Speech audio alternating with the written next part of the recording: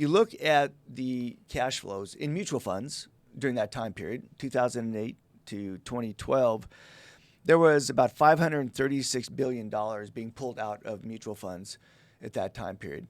So part of that, you're seeing the discipline break down. People saying, I can't take it, I'm out of the market. And that's really what we're talking about here in this episode. Mm-hmm. I mean, that's what, again, it comes down to the point that Wes made, which is, what are you going to do about it, right? What are you going to do about it ahead of time so you can be prepared? But then when you're in the moment, what are you going to do about it? And the reality is look, you can get long runs or a specific asset class. I'm going to say U.S. stocks or Japanese stocks can go on some really long runs. But more often than not, in a diversified portfolio, we have seen sticking to the game plan, capturing those long-run capital markets rates of return is probably a better approach than trying to say, I'm concerned, I'm bailing on markets, and I'm just going to wait for things to look a little bit better. Because the hard part about that is that we know markets turn on a dime. Again, go back to March of 2020, right? Bottom of the market, news looks awful, people are freaking out, and things just turn on a dime. And you don't want to be sitting on the sidelines when markets go on those runs.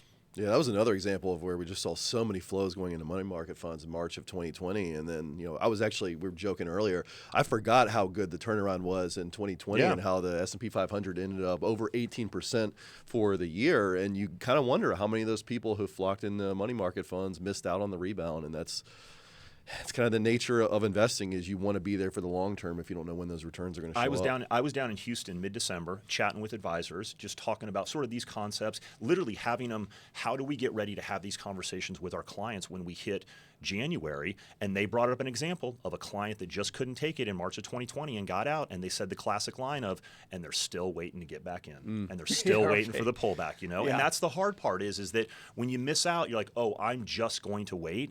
Man, a lot of times you're going to be sitting on the sidelines for a long period of time. Well, just think about that. They're still on the sidelines over the last 5 years and missed out on that annualized 15% we've seen here in the U.S. Man, that's a tough one to overcome there.